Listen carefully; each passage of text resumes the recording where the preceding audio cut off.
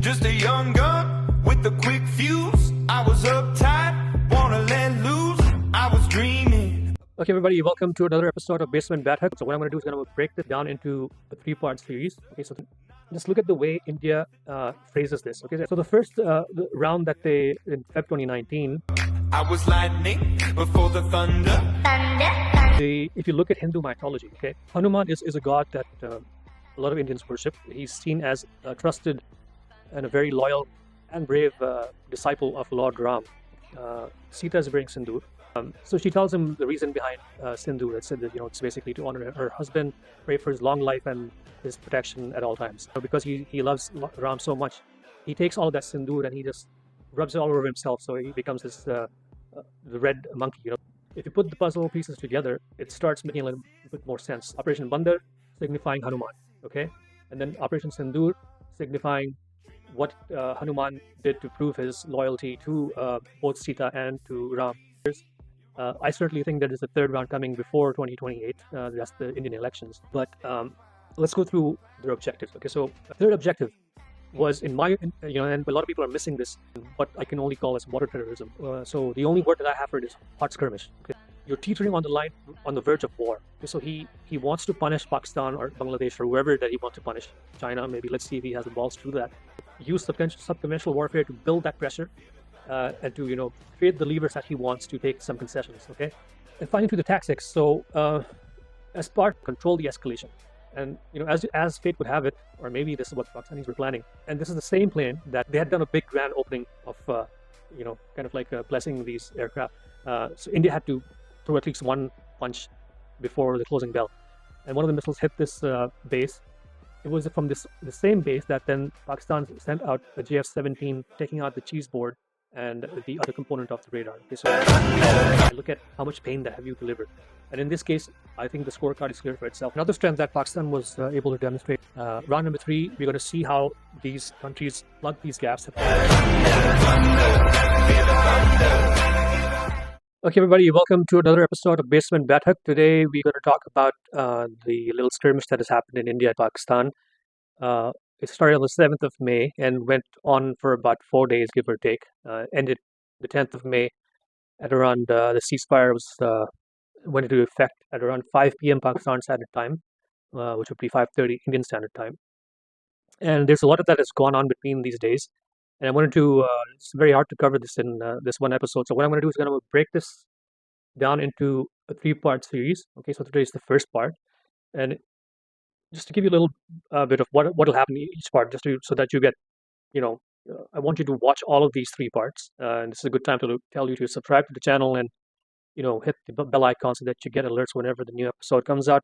This is very important to understand the entire thing, the entire package of what's going on. So today's episode is going to talk about the qualitative and quantitative targets, or let's say analysis of what has happened. So what we call the MOST analysis, the mission, objective, strategy, and tactics that were employed by both sides, with the focus on India's strategy. Why? Because they were the belligerents. They were the ones who were the aggressors, and then obviously Pakistan was more in the reactive mode. Okay, so that's what's going to be today's episode about. The second one is going to be more exciting. I think it'll be the most content heavy in terms of why this is all happening. Did it just it's not about just one trigger event that caused this whole thing. There's a larger geopolitical game that's going on, part of a big what they call the new great game. India, China, Pakistan being obviously the regional people involved. There are other countries from the region. There's Bangladesh that's going to be involved, Afghanistan to some extent, and then there are global players like Russia and even the U.S. So you might want to watch that second part, because it's going to explain to you that a lot of the politics and the geopolitics behind this entire conflict. And in the third part, I'm going to talk about what next. Okay, so the way I look at this conflict is that it's going in rounds. The first kinetic action that started was Feb 2019. So if you remember the Balakot strikes, and that went on from Feb 26th when India attacked Pakistan, and then Pakistan gave a response. It was called, so the Indians called it the Operation Bandar. Bandar means monkey. And I'll come to that a little later, why they named all of this their operations in such a way. And then Pakistan responded the very next day with what they call the Operation Swift Retort. Okay, so um, it was just a 2 day event. I called that round one. Then after 6 years, we've had this latest round, which I called round number two, and this lasted for about 4 days with a little bit of escalation. I'll come to that escalatory ladder a little bit later. And then round three, where are we going from here? So, is there another fight? It could be a full-out war or a hot skirmish that might happen maybe in the next few weeks. Maybe I think I personally think the time ban is between 2 weeks to 2 years. I think India will have to take follow up this action. They just can't be. And when I talk about their strategy, you will understand why this follow up has to happen. So that's pretty much what I'm going to be. These three episodes are going to be about. So round one, and the kinetics of what has happened, the escalation that I'm talking about, very easy to understand. It's pretty much the Indian Air Force versus the Pakistani Air Force. So round two happens May 7th in this year, and it happens for 4 days. So like I said, the previous escalation or the previous round was just 2 days. This is going up by a factor of twice, 4 days now, and this time it's not just the Air Force that's involved. Now on the next day, there's drones flying all over the place. Hundreds and hundreds of drones from both sides fly around, and I think the total tally of drones that fell in the next couple of days was anywhere between 200 to 400 drones, if you look at both sides. And it's not just drones. I mean, the Air Force obviously drones, and then finally surface-to-surface missiles start being fired. So from the Indian side, it's BrahMos missiles that are actually both air-to-surface missiles as well as surface-to-surface. And then Pakistan uses its Fatah 1 and 2. Okay, so that's the escalation of the kinetics that you see immediately. Okay, what you don't see is the way that the underpinnings of what's going on here. Okay, so I just want you guys to understand. Just look at the way India phrases this. Okay, and that's why I want you to watch the second part that comes out soon, because it'll give you the background on all this stuff. So the first the round that they in Feb 2019, they named their Operation Bandar. Okay, so Bandar means monkey. So what happens in round two? Round two, India starts an operation, and they call this Operation Sindoor. Okay, married women wear sindoor in a way to pray for the long life of their husbands who are their protectors. Okay, now that was kind of the articulation that was given, that this is what is happening. There were men who died here, and their women are now widows. So we're going to avenge them. That's how it's positioned. But if you look at what's going on, okay, if you look at Hindu mythology, okay, Hanuman is a god that a lot of Indians worship. He's seen as a trusted and a very loyal and brave disciple of Lord Ram. Okay, so when Ram gets married to Sita, as a trusted disciple who kind of shadows Ram, Hanuman is present in the room with these three. Okay, so what he sees is that Sita is wearing sindoor, and he asks her, why are you doing this? Why are you wearing this red powder on your head? So she tells him the reason behind sindoor. It said that it's basically to honor her husband, pray for his long life and his protection at all times. So he gets depressed by that this is a good thing, and because he loves Ram so much, he takes all that sindoor and he just rubs it all over himself. So he becomes this the red monkey. He just becomes all red all over, and Ram likes that so much that he basically gives him his blessings or what have you. So it's a tradition that Hindus follow till today. Okay, so if you put the puzzle pieces together, it starts making a little bit more sense. It seems to be a continuation of what was done in the first round. Okay, Operation Bandar signifying Hanuman. Okay, and then Operation Sindoor signifying what Hanuman did to prove his loyalty to both Sita and to Ram. So whenever round three comes, and maybe I could be wrong. Maybe I'm just taking random stuff and just trying to make a story out of it. I see it in this fashion, and I think round three, whenever that happens, it could happen after 2 weeks or it could happen after 2 years. I certainly think there is a third round coming before 2028. That's the Indian elections, so the general elections. So I think it'll happen anytime before that, and I lean more towards happening in the next 6 to 9 months. Reasons for that maybe in the second episode or third episode that I have of this series. But yeah, so that's the that's the underpinning. That's the, let's say, the religious underpinnings of this whole conflict. Okay, so it seems to me like Modi is playing with the religious sensibilities of a lot of Indians, to focus them towards this grander, new Bharat that's coming, shaping up. Not to say that he's alone in doing this. We have similar, let's say, mentality in Pakistan, where a lot of people see this as Ghazwa Hind, basically the eschatological prophecies of what's going to happen in the end of times, where Muslims are going to take over India, or let's say not just India, but basically that part of the subcontinent. Uh, and it's one of the signs for before the day of judgment. So we have that kind of mindset back there too. That, oh, this is the big apocalypse that's about to happen. This is the big war that has to take shape before the apocalypse comes around. So it's like all that eschatology and religious beliefs that's kind of underpinning all of these conflicts. Okay. Now, coming to that most analysis that I talked about, the mission, objective, strategy, and tactics.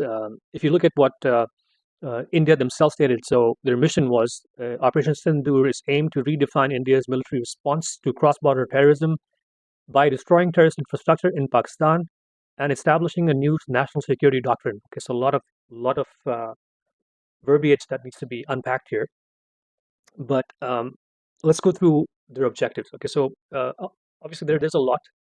Um, I think 4 or 5 objectives that I can very clearly see, but I'll kind of like condense it to the 3 that I see. Okay, so first thing is neutralize terror infrastructure, what they feel are terrorist havens inside Pakistan. The immediate objective was, which was what you saw on the 7th of May, was that a package was sent via the Indian Air Force to go and bomb Pakistan from standoff range. Second objective, they wanted to establish what they call the new normal, and this is something that Narendra Modi said in very, let's say, categorical and unequivocal words, that he wants to establish this new normal, where he's not just messaging to Pakistan but everybody in the region. And that's why I said again, watch the next episode, because you will understand what I mean by that geopolitical play that's going on that involves other countries. The message he's trying to send is that India is not going to take uh, any acts of terror on their soil anymore, lying down. They will respond kinetically, and they will respond wherever these terror the terrorists are operating from. Okay, and why is this important?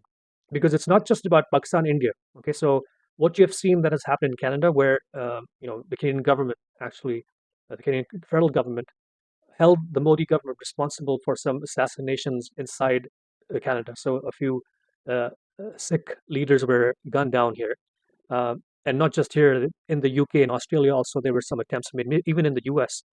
So it's kind of like a messaging where he's giving to the entire world, wherever separatists are sitting, or wherever, let's say, terrorists from the Indian perspective are sitting.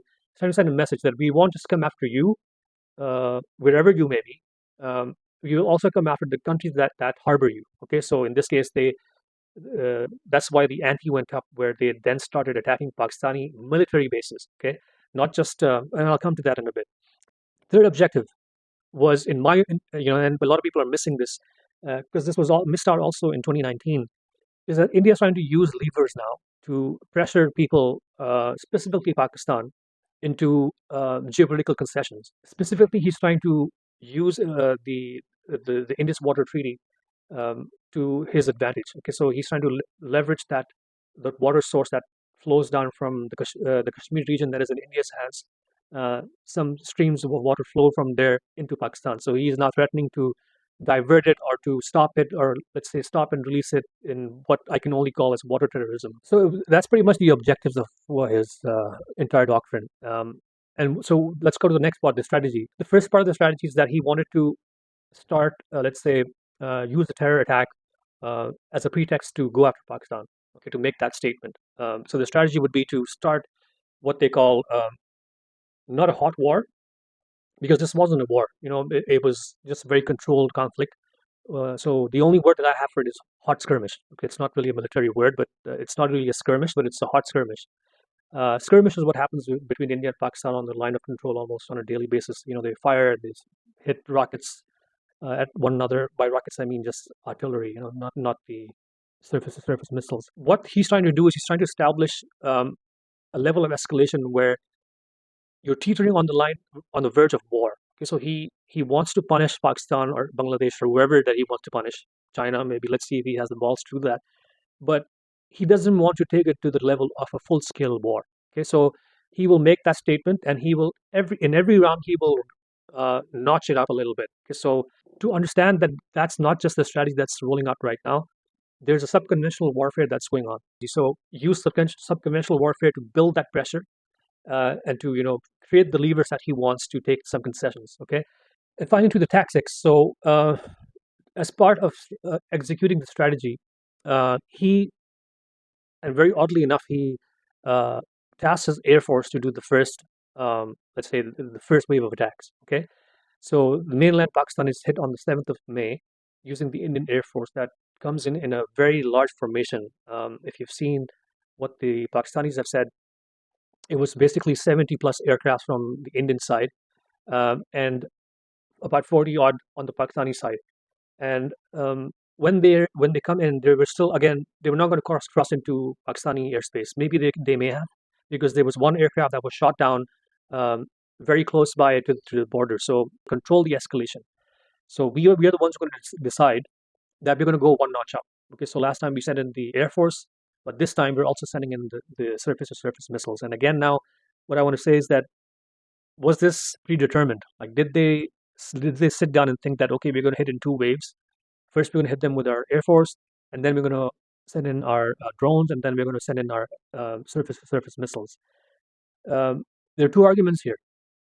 One could be that it was predetermined, but then also the second argument can be that after what happened on the May 7th, where basically five uh, Indian aircrafts or fighter jets went down, India pretty much was feeling the heat.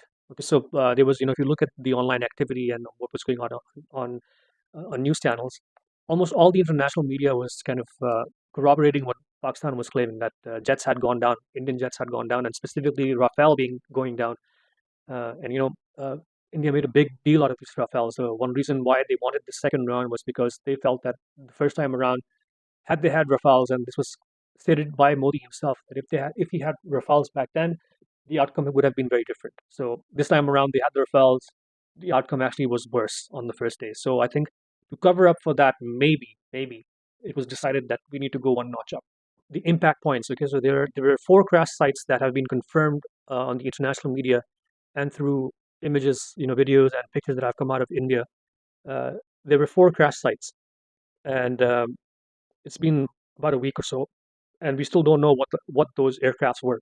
If they were Pakistani aircrafts, India would have come and rub it into Pakistan's face. Like, for example, they did find the wreckage of one of the PL-15s, and they immediately showcased it. Pakistan's take is that when they saw these aircraft packages come in, and when they started releasing their ordnance, so when they fired these air-to-ground missiles, that's when the order was given to shoot them down. Don't let them in. So, and that's where Pakistan claims that they shot 6 jets down. How true those claims are, like I said, the international media has kind of confirmed that there are at least 4 crash sites. A Rafale that was shot down, one at the very least. Pakistan claims that they've shot down 3, but there's at least 1 or 2 that at least one that everyone can agree to has been shot down. Okay, so then there were these seats that you saw, ejected seats from most probably a Russian aircraft. Okay, so could be the Sukhoi, could be the MiG. So Pakistan claimed to shoot down one of the Sukhoi 30s, and they also claimed to shoot down a MiG-29. So it could be either one of those aircrafts. Okay, how much pain did you give to the enemy? Okay, and did you really achieve the stated objectives that you had? So India, did they take down any strategic assets? Well, they didn't need to, frankly. Their stated objective was that we're going to take out the terror infrastructure, okay, which they did, at least from their perspective, that they said that we're going to take out these 9 places, and they did take them out. Did they kill any high-value targets? I don't know. I haven't seen any high-value target names. Some names were floated, but they turned out to be false. But that's what they have done, and this kind of like the scorecard of what has gone down. Okay, so if you look at what Pakistan has done to the Indians, if you look at the air assets that they shot down, 3 Rafales, and as the Air Vice Marshal of the Pakistan Air Force, Aurangzeb Ahmed, called it, the center of gravity. Okay, so the center of gravity basically is uh, your main, what your strike package really depends on, the core of that. So when a strike package is going in, your Rafales are your frontline jets. If you attack them and they start falling down like flies, the entire plan goes down the dump. Okay, so that's why you call it the center of gravity, and that's why Pakistan specifically targeted the Rafales. And as fate would have it, or maybe this is what the Pakistanis were planning, they saw the digital IDs of these planes and they specifically shot down the BS-001. Okay, a picture of its shot down tail was floated on the internet, and the Indians have not denied that. Um, and this is the same plane that one of their ministers, when they had inducted, I think it's the defense minister, when these planes were brought in from France, I think back in 2019 or 2020, um, they had done a big grand opening of, kind of like blessing these aircraft. So, their whole coconut and lemon thing that they do. So I think Pakistanis try to make that message, try to give that message to the Indians that we know. We identified this plane and they made sure that they'll shoot this plane down. So that was one of that. So I see that as a strategic asset. Okay, so it's like when we talk about the nuclear triad, so there basically you have nukes and you have three ways to deliver them: your air force, your surface-to-surface missiles, or your submarines. Okay, so if you hit what you call the center of gravity in one of the domains, so the domains are land, sea, and air, and in the air, your frontline aircraft was your Rafale. So when you shoot that down, you're saying pretty much you're making a statement that we have superiority over you in the aerial battle space. The Rafale that was shot down in Bathinda, 85 kilometers inside the Indian airspace, and you can imagine there was 100 kilometers inside Pakistan airspace, where the PL-15 was shot from. So a total of 185 kilometers that was the missile traveled and took this plane with the Rafale down. Again, it was a beyond visual range fight. It wasn't a dogfight. So yeah, so from a tactical perspective, when they shot down these planes, Pakistan went for the center of gravity, and they were able to deliver these really hard punches where they took down three Rafales. Okay, when you look at the air assets that India took out, there's not really much to show. Pakistan had already demonstrated their supremacy in the beyond visual range space. So India really did not have any jets that they shot down on the first day, on the 7th of May. But in subsequent little battles that flared up, I think it was on the 10th of May that they were able to hit this air base in Bolari, which is in Sindh. And basically, they had been tracking this AWAC that was flying, and I think was taking a little break because at that time there were discussions going on about the ceasefire. And the ceasefire was to go in effect on the 10th of May at 5 p.m. because the discussions had already started the previous night when Pakistan gave their response. But the Indians were tracking this. Okay, so what they saw was, okay, this AWAC, I classified this as a strategic asset. Okay, so India had to throw at least one punch before the closing bell. So what they did was they shot this with BrahMos missiles. I think they were surface to surface shot. They were not really from the Air Force. And this missile, I think they fired 4 missiles, and one of the missiles hit this base. And apparently there was some damage done to this aircraft. I don't know the extent of the damage, but let's just say that it was completely destroyed. Just to give India one point on the strategic targeting side. So this was the only strategic asset that was taken out. Now, if you look at the Pakistani claim on air defense systems that were taken down, I didn't see any claim from the Indians that they shot down any air defense systems of Pakistan. They didn't share. They did a very good job of sharing all of the pictures of the 11 bases that they took out. I think they gave almost all of those 11 bases. They shared pictures, at least 6 or 7 bases that for sure that they shared. And again, these were not like knockout. Like a lot of people are saying that these bases were destroyed. No, they were not. Each base has at least 3 airfields or runways, and just having craters in one of these runways doesn't really render this entire base useless. So in the case of Bolari, for example, when they hit this base, it was from the same base that then Pakistan sent out a JF-17 loaded with this CM-400 AKJ missile. Any target that's emitting radio signals, it kind of sniffs that, and that's how it precisely targets that target. So what Pakistan claims is that they took out two S400 battery systems. Okay, so um, it doesn't mean that they took out everything, but if you listen to AVM Aurangzeb Ahmed, what he says very clearly is that they targeted the radars on these systems. Okay, so there's a picture that I saw from Feb 2022 of the Adampur Air Base in India. Adampur is somewhere in northern Punjab, and they clearly it's one of the sites where they do host one of their S400 batteries. Okay, so India basically has 5 squadrons of S400s. Um, each squadron has 2 batteries. Okay, and one battery consists of a launcher, at least 4 components. Okay, so it consists of a launcher, it consists of 2 radars. Both those radars do different things. One actually finds the target. The second, kind of guides the missile towards the target. And then there's a control unit. So these are these 4 components that make up one battery of S400. So on the S400, if you look at Pakistan's claim, they did corroborate it with evidence. So as you heard the AVM speak, he talked about hitting radar specifically, and he talked about hitting the cheese board. What at the time, I think a lot of people missed that. They didn't understand. I certainly did not know what he meant by cheese board. What is the cheese board? Like I said, there are 4 components inside any S400 battery. There are 2 optional ones, but so in a total there can be 6 components, but 4 are the basic bones that you have to have for to constitute one battery. He talked specifically about taking out the cheese board and the other component of the radar. Okay, so the cheese board itself, as you can see in this diagram, is what's called the 96L6E. That's what he meant by cheese board. So that's what they targeted, and the other component of the radar that goes along with it. And to operate these radars, you need to have, I think what it says is that you need 3 operators to run this entire set. There was a news that went out that this person by the name of Ram Babu, who actually is one of the operators of this S400 systems, died and it came up in this newspaper, this local newspaper inside in India, and he was from Bihar, so that's what you see on your screen. And and then that kind of corroborates what Pakistan was trying to say, that they did take out an S400. So looking from a strategic perspective, Pakistan then not just hit their center of gravity in the air, but even on the land domain, they were able to take out a very strategic asset of their S400. Okay, so uh, let's say India, from 10 um, batteries of S400, they're now down to 9. So it is a significant hit, just like Pakistan losing one of its AEWCs or AWACS is a big deal. I think Pakistan has 9 in all, and losing one would be a big deal.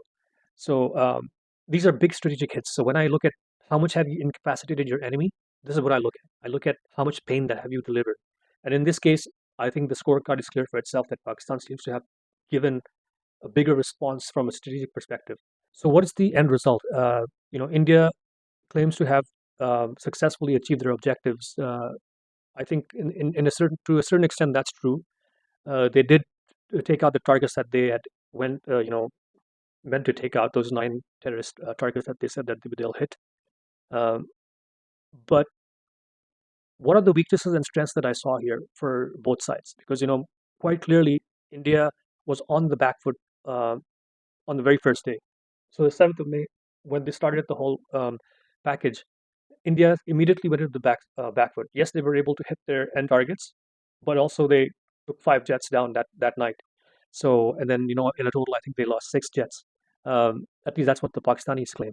But on the very first night, they took those 5 hits, and therefore, from a Pakistani perspective, if any analyst out there looks at it objectively, you can say it's very safe to say that Pakistan dominated that aerial battle. Okay, they were able to strike from a further distance. So in the BVR space, how when we talk about dogfights, which jet is a better dogfighter than the other jet? In the BVR space, similarly, you were able to see that it was Pakistan that had the upper hand. And so from that perspective, in the aerial domain specifically, Pakistan showed its strength. I think specifically inside the Pakistani airspace, they're completely impenetrable at this point in time. And I think it was demonstrated with what you will see in this heat map of how these, the entire Western Indian airspace was empty for the next 3 days from May 7th up till May 11th. I think it was, the space was completely empty. And then from that day onwards, I think 11th night, midnight it was when planes started flying again on that side. So, in fact, if you look at this little picture of what the airspace looked like before this May 7th issue, and then what happened after May 7th, then you can see clearly that how Western Indian airspace was completely cleaned up, and it stayed like that till the 11th of May. So you can see that Pakistan kind of dominated that space, that BVR space, that range of BVR. I think it was 200 kilometers inside the Indian airspace where Indian jets were not flying. So not just commercial airlines, but even Indian jets were not approaching into that zone because they knew Pakistan had the BVR supremacy. Okay. So how about India? What were their strengths? I think on their side, they were able to demonstrate to Pakistan that they can strike their air bases with impunity with their surface-to-surface missiles. Okay, so that was the one of the biggest strengths that came out. I think to augment that was also the fact that they were able to, let's say, intercept a lot of Pakistani because Pakistan really hasn't shown a lot of their, let's say, satellite imagery of what they targeted. They showed some, like this one, the Udhampur base. They showed how the command control center was targeted. And clearly, that was one of the, and the ABM said that he has more satellite imagery, just that he didn't share that night.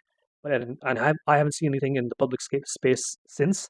So I'm just going to go with the fact that maybe the others were intercepted. Okay, so I don't know for a fact. So clearly, maybe because no evidence has come, so I'm going to assume that they were struck down. Okay, so maybe India has a more stronger air defense system. So that's another strength for India. And then India was able to demonstrate that they have real-time ISR.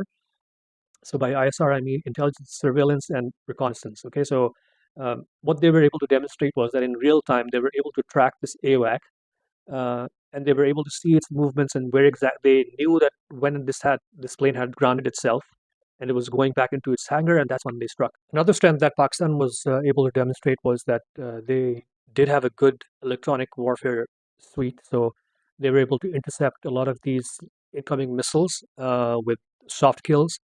So the hard kills obviously are there. You can shoot them down with your own missiles, but the fact that you're able to hack into the systems of and it's not just the missiles. The fact that they were able to hack into these Rafales and hack their radio transmission, and they were able to listen to what they were saying. These are supposed to be secure communications. The fact that Pakistanis were listening to them in real time is kind of concerning from the Indian side, that their number one, like we call it, the center of gravity, was compromised to that extent. Okay, so that's the takeaway for me from this conflict, round number 2. Round number 3, we're going to see how these countries plug these gaps that I've kind of identified. And I don't want to get into it because the episode is already going to get long. But watch episode number 3. Okay, so the part number 3 of this series, where I will talk specifically about what these countries are doing to plug these gaps, and what I feel is going to be round number 3, how it's going to escalate, who will take the first shot, and with what method, what domain will they use? Will they use air again? Will they use ground? Will they use the Navy? There's a lot to unpack, so we'll get into those permutations and combinations in part number 3. So that's it for now. I hope you guys like this. I do want you guys to subscribe, so I'm going to say that again. Watch the next one, because the next one will give you, especially for people who are not from this region, well, even for people who are in this region, you need to understand what's going on in this region. Okay, it's not just about India and Pakistan. It's about China, Bangladesh, Bhutan, and even inside what's going on in these subconventional wars. Why is this Balochistan insurgency going on? What's going on in the Indian Punjab? What's going on in Kashmir? Why are all these terrorist acts happening? You will kind of understand the whole reasoning behind this and why India decided to escalate it to a conventional fight. Okay, so that's all I have for now. Until the next episode, take care.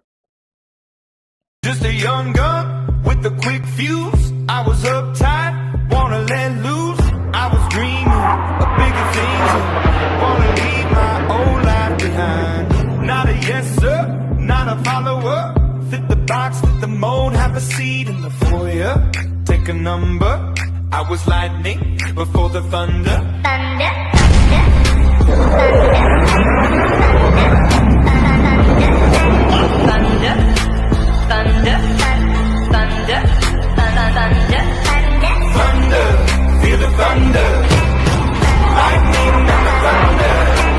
thunder, feel the thunder.